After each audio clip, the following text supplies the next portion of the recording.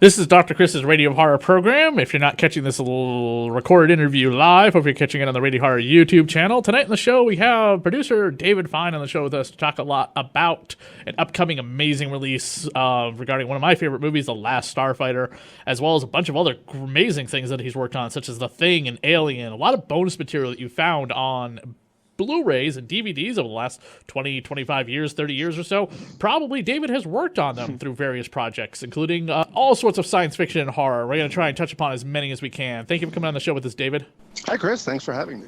What a nice intro. What was the first project that you that got you started in this whole kind of historian producer job that you seem to have?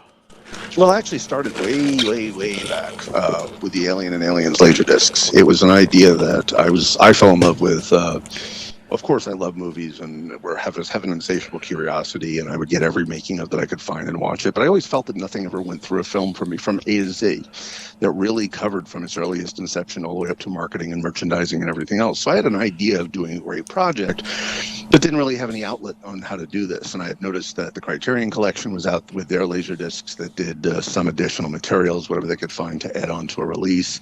And in Europe, they were releasing widescreen Laserdiscs. As a matter of fact, when the rest of the world wasn't looking at widescreen at all, except for Woody Allen's Manhattan, one of the first widescreen Laserdiscs that was put out, oddly enough, was The Last Starfighter.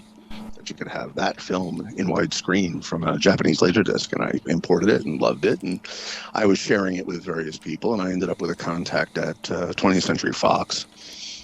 And I had spoken to him about these great materials and how they could possibly be turned into something. And I noticed that Jim Cameron had written an article in the Starlog Other Voices column where he discussed that he wanted to do a longer version of Aliens for television broadcast at first. And I knew that this would be a great opportunity to see if we can really grab a title and put something special together. So I first started pitching Fox about doing a end-all Aliens disc. And while we were doing it, we realized we should do Alien at the same time for, sheer will and love of the project. I was able to get this going with my friend Mike Pedicino joining me on it. He was taking Alien specifically as his focus, but we both supported the projects together and put together thousands of text frames of information and photos. Ended up being hundreds in the end, but we assembled photos that no one had ever seen, and we were given access to everything because the studios didn't even know what we were doing or why we were doing it. But in the end, it ended up being this all-encompassing project from A to Z, including footage that were test footage that no one had ever seen. And we broke so many new ground limits at that time because no one ever went out and collected all this much material and assembled it and put it together in a project. And that was the goal, was to have something that would be fully encompassing on the story of the project. And because it was new, it was just a chance for Fox to put this out. We ended up having CAV Laserdiscs at $100 each. And in a world of $24 to $29 Laserdiscs, this broke all the sales records.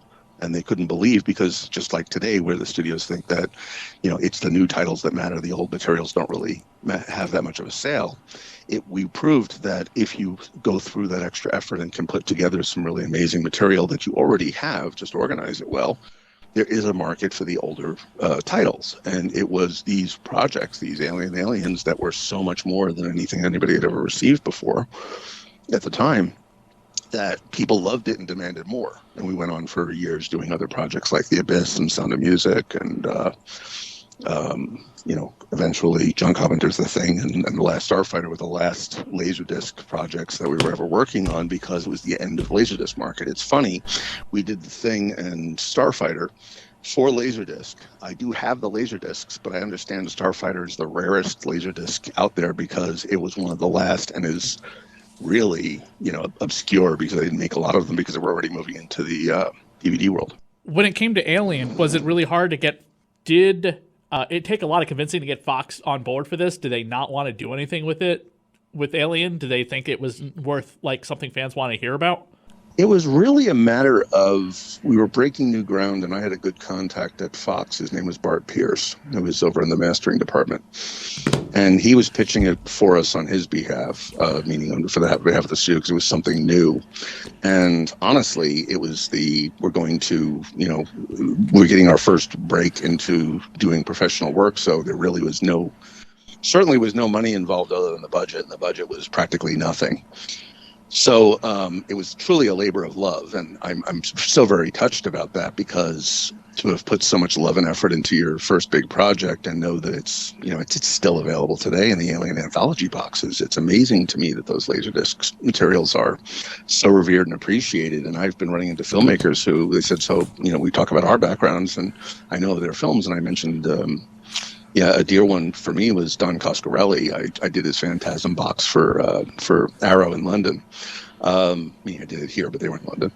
And he told me an amazing story that touched my heart so much. When I met him and he was asking me about my background, and I said I did the Aliens box set, he said, "Oh my God, the Phantasm box set, the Laserdisc box set." He said Image Entertainment wanted to know what we could do with Phantasm, and he said he walked in with my Aliens box and put it on the table and said, "This is what I want." And it just meant so much to me to be able to put that together and have that, to have such a great reverence for the work. And it's from my heart, it meant so much. And it's really odd because, thinking back on those days, that was without the internet. And it was great because we were able to reach out and get Giger on board. I could tell you some fascinating stories about how I got Ridley on board. Ridley wasn't, do you want to hear that? Do you have time for that? I don't even know that I ever said this publicly anyway, but what was going on was interesting, is that I was in LA and Giger was on board, and Ridley, wow, this is an interesting backstory. If memory serves, Ridley wouldn't respond to any of Fox requests to work on the project. There was still some issues about royalties and Alien with Fox, and Ridley wasn't very excited about going back and working very much with Fox. It wasn't a big deal. I'm sure it's just everyday politics, so don't read anything crazy into it, but it just was that they weren't going to talk about anything. And what's fascinating is that I was being in LA, I was actually at the Beverly Theater's 70mm festival where they showed Blade Runner. And what the big deal is, I don't know if you know the history of that, but that 70mm showing of Blade Runner was amazing, because there supposedly was no Blade Runner 70mm prints. And I met Michael Schlesinger there, who was working at Warner at the time, and he said, "Yeah, we found this 70mm print in the back. We didn't know what it was. This is our chance of running it." And that was the first time ever that they screened the work cut, meaning since the original junket that they made it for. So that 70mm print was Ridley Scott's lost work print that caused the whole, I'm sure you know the whole story about how that caused waves, and they showed it at the New Art for a year, which broke records, and then Warner Brothers had Ridley go back and do the director's cut, and then years and years later brought him back for final cut, and the video release has that original work print, but that work print was just found in the archive at Warner. And the 70 festival that was going on was happening, and I said, wow, I'm thrilled, but I saw that. So I was still trying to get a hold of Ridley. And because of without the internet, there was amazing buzz all over Hollywood about this unusual cut of Blade Runner. And where I'm going with this is that because of it, there was another film festival going on at the same time about classic movie palaces of Hollywood, of downtown LA. And in those, they were showing movies that were shot in LA. And one of the theaters was showing Blade Runner. And through the grapevine, I heard that Ridley was going to be there, basically to talk about Blade Runner, because of all the information that was happening at the time, and everyone was calling him about Blade Runner. So I went there in advance and hung around when the movie started, and finally Ridley showed up, and I went over to him and I said, "Hi, I'm Dave Fein. I'm doing this independent project that'll be released by Fox on the films. Giger sends you his regards. He's already on board working with this." He was also the only person allowed to take photos on the set of the Alien. Stuff from Fox nobody had, and he had the ton of photos that we were able to use from him. And I said, I would really love it if you would work on the film with me, the project we were working on. The bonus feature. Bonus material. Basically it was a book at the time. So it was a book intended to be presented on Laserdisc. It's what it actually is, but it is presented in a Laserdisc format. It's just not like a standard book. texts, photos, and otherwise. So he agreed to an interview, which was great. Did work with us, and it's funny because just before he went on stage, I also turned the topic to Blade Runner, and I said, "Yeah, so I hear you're talking about this. I mean, what do you think?" And it's funny because I've had this experience a few times in my life, and it's really interesting when you look at it from another perspective. He said, "No, I only heard about the work cut that was out there." And I said, "Well, I was at the screening. I saw it." And he turned to me and he had this inquisitive look in his face, and he said, "Did it have the unicorn?" The unicorn? And I said, "Yeah, the unicorn, Blade Runner." Blade Runner, yeah. Which I'm not as big of a fan of as everyone else is. Let me get to the end punchline of that, and we'll move on very quickly. So it's funny that I gave him a quick rundown of what was different between the different versions, because he didn't actually know. He just knew that a work print was out there, and then mentioning that the unicorn wasn't in it, which is his big interest in what he was saying. He was thrilled that I was able to tell him that, and then I saw him go on stage 5 minutes later talking about the film, and he says, "Well, and of course in the version that was out there, the unicorn wasn't in it."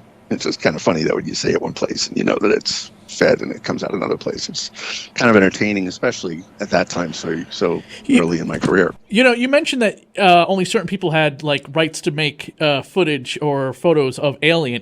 About a few months ago in the Alien group that I'm in, somebody posted a link to all these videos of Alien interviews and footage I have never seen before. I have watched that Blu-ray set and originally the quadrilogy box set DVD, and then I upgraded to the Blu-ray inside and out, a bunch of times. I don't know, I wouldn't say it's hundreds, but I've watched those. I've watched your bonus material a bunch of times, and I've showed it to people. And this was all new bonus material I've never seen before. I couldn't tell you who filmed it. I don't know where it came from. The links were free. You could do what you want with them. They weren't selling them. It was all free.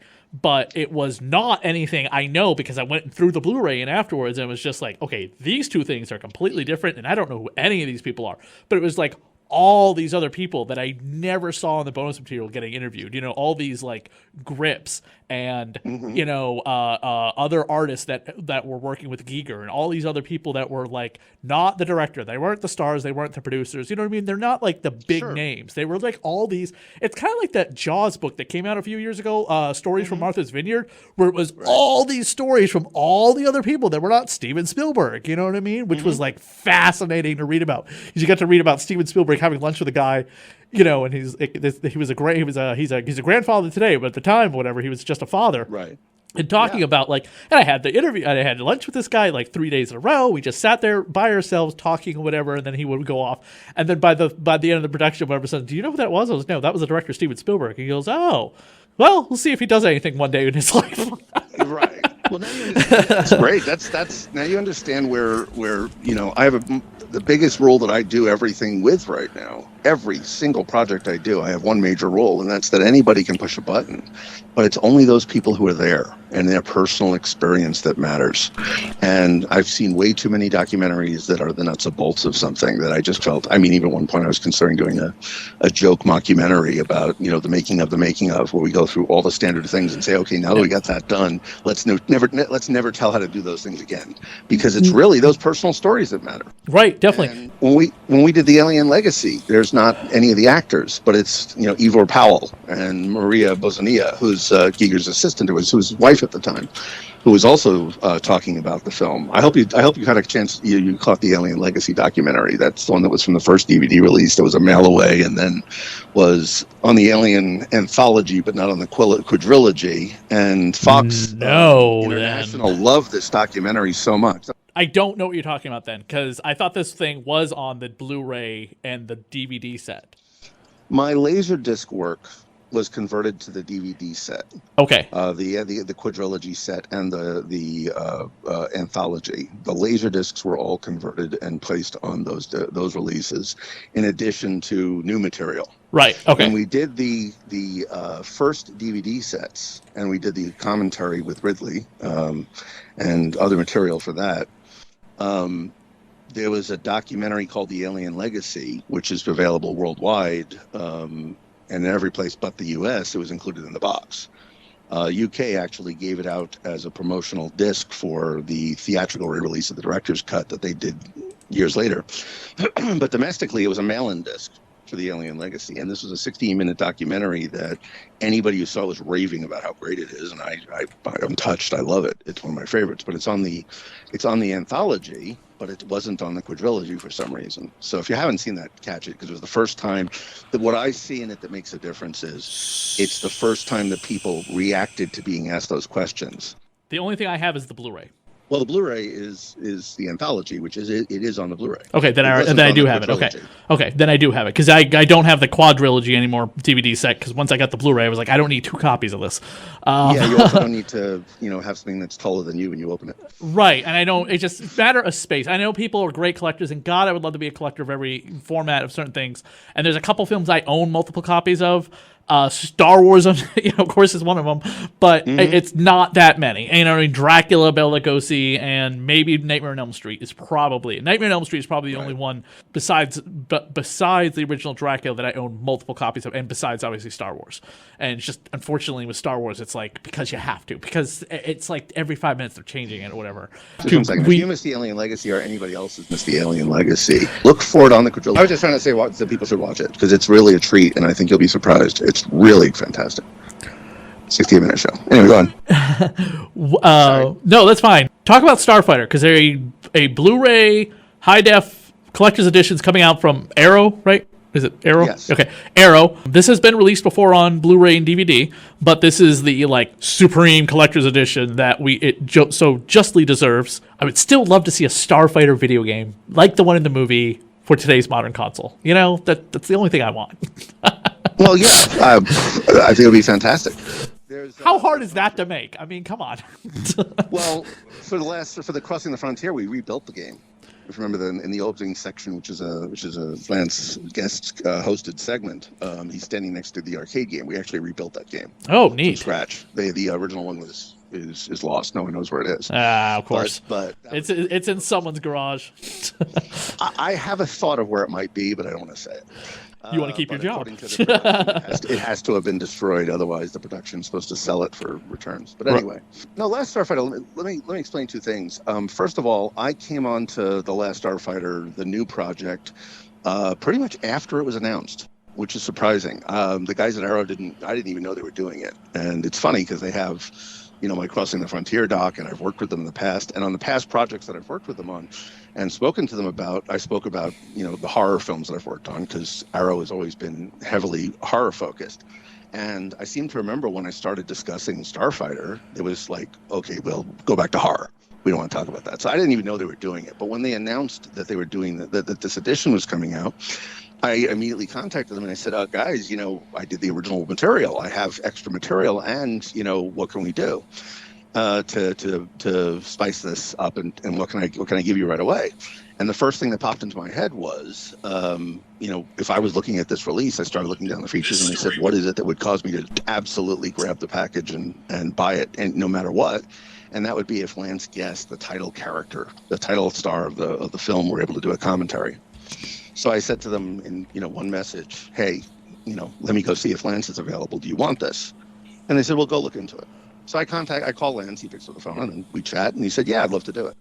So he asked me if he could do it with his son, Jackson, which I said, are you kidding? That's fantastic. His son Jackson is 16 years old. So he's kind of between the Lewis and Alex characters.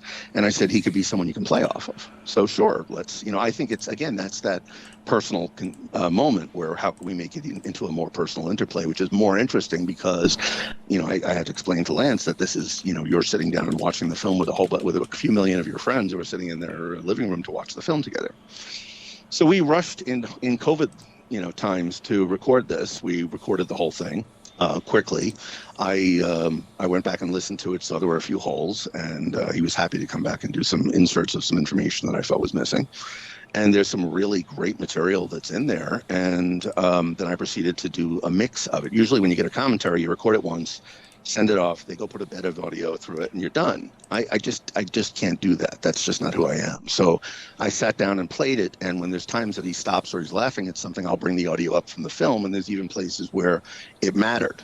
I'll give you a tease. One of the things that he talks about is at the end of the film when they're up on the lift, Maggie and Alex, he starts talking to her, but you don't hear what they're saying. He explains what he was saying and then actually says it, and I matched it with the picture. says something in the middle of it. So there's a lot of little fun things in the commentary that goes along with it. I also, in my Crossing the Frontier documentary, not only did I do a nice cleanup with some fixes and stuff for that too for them, but when you see Lance in the beginning of it doing his hosting segment, there's a arcade game, as I said, that we rebuilt from the time, but there's footage on the screen of the game playing, and that was never been available, and I made that available for Arrow as well as another feature. Oh, awesome! There was another little clip that I had from way back when that I gave them. Again, I think this might be an Easter egg, so I don't really want to blow it. And then there was a really cool commentary thing that happened that is also, so I think it's going to be hidden as well as an Easter egg, something that's an expanded part of the commentary. And those are some of the things that I put together, but because we really didn't have any time to augment much more beyond that, even though I have hundreds of the original photos and the original graphics from the still section material and some new scans and other things. I have all this other material, but I was told there was no time to put the rest of that together to go along with the other materials. They have some additional materials being announced too along with this at some point. And this is coming out like September, right? This month or next month? I think it was October 15th, and I just looked, and I think it'd been updated to October 27th or something. You know, it's funny. It's like Arrow seems to pick up everything that like Scream Factory isn't doing. You know what I'm saying? They seem to have, I'm not going to say Scream Factory doesn't have mainstream genre films, because they do. I mean, they have mainstream horror. Urban Legend was a mainstream horror movie. My Bloody Valentine, Valentine and Mystery Science Theater 3000. That's all urban stuff, not just cult stuff. But Arrow definitely also seems to have like, they have like, the John Hughes catalog sometimes. Like they have Weird Science. They have Kevin Smith's Clerks, which I know is cult, but it's also become so mainstream lately. I mean, especially like Captain Marvel's, little cameo of it all. And then they have like Last Starfighter. So they tend to go back and forth. But I'm always curious, like, how the heck do they get like catalog of films? And of course, you did Thing as well for Scream, which was just like loaded with bonus material. So much material on that thing, unbelievable. Well, Scream for Universal, and then both Arrow and Scream Factory got it from Universal. We did the Universal release originally, doing all the Thing material, like the Thing Terror Takes Shape documentary.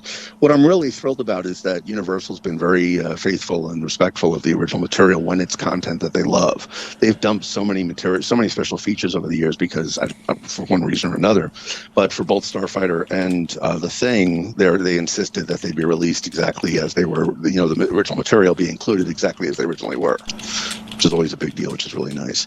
What's really fantastic, I mean, how they get them is, I'm dealing with another company called La La Land Entertainment that we put out 2 Blu-rays last year. I won the Saturn for our film King Cohen for Best Disc of the Year, and just put out the specials, which is what superheroes do on their days off. But they're another company, and because of it, I've been looking into the licensing that both Shout Factory and Arrow is doing. And really, it's a matter of some of the studios begin to open up their vaults because they don't want to put out those catalog titles again. They already had, and here's an opportunity to have a new release. And these companies want to, they do a package deal. We put a certain amount of money out there. They pick titles, and the studio says yes or no whether or not they'll do it. And then those companies go and make their own special features to further sell the same title again, rather than a studio double dipping. You end up with another third company double dipping. But in this case, it's really nice that you have Shout Factory or Arrow, because there was a point where I stepped out of the special features market for the studios because the studios were like, oh, what can you give me that would put another bullet point on the back of the box? And, the concern was that the litmus test was that it had to be good enough to make sure that no one returned the release. And it's like, when I produce something, I really want to tell a great story and I really want to do a great project. I don't want to just put a fluff piece together. Not that that's what it is. It's great that they were making the investment, but you have to care about to really produce something that's quality, and it should elevate the films. John Carpenter's The Thing had some following, but it really broke out even more when the original Laserdisc came out, the DVD with Terror Takes Shape. These releases helped bring a lot of the films back into public consciousness, and the studios didn't really think that the films were successful and often questioned, should we even do it? When I went to Universal originally on Last Starfighter, I said I really would love to do Last Starfighter. It was the film that started visual effects, CG computer effects in place of physical models. And I said, why? I was told, why do you want to do that? It doesn't make money. It's not a big deal. And I said, trust me, it's great. And they gave me enough money for a commentary and a couple of stills. And I just knew that it was so much, worth so much more.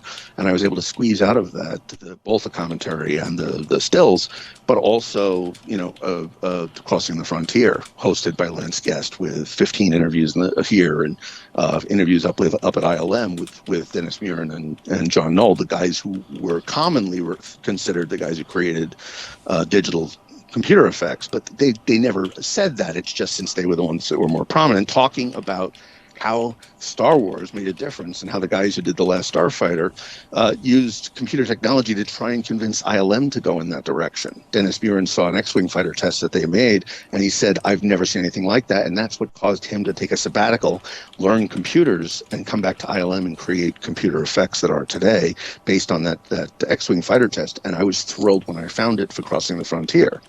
And that made people suddenly realize how fantastic the movie was when they saw that. And the studio didn't understand that Last Starfighter found its audience on HBO when it was on TV and played hundreds of times when we all only had HBO. And video makes a big difference, but the box office didn't reflect that. And it's great that the films that I've worked on and the projects that I've worked on have had a lasting impression and makes a difference. So now, as I said, there was a point where I stepped out because the quality of the special features were not as important as having something on the back to make the person buy it. And I said, that means there's not really a lot of interest in doing something special. And that's why I'm happy that there's companies like Arrow and Shout Factory who are now saying, no, we can put quality material on there that people do want to hear, that they do want to see, and the projects become something fantastic like we're finding now. Cool. Because they're independent and they're just not looking at a bottom line. David, thank you so much for coming on to talk about a small piece of your amazingly large body of work. Where can people find you on social media when Starfighter comes out if they want to give you praise and accolades? I'll be all over Facebook, and that's usually my target place. I'm also on Twitter, but I can put those things, give you those addresses later. I don't have them in front of me. Sure. But David C. Fein and David C. Fein, Twitter, Facebook. I'm around.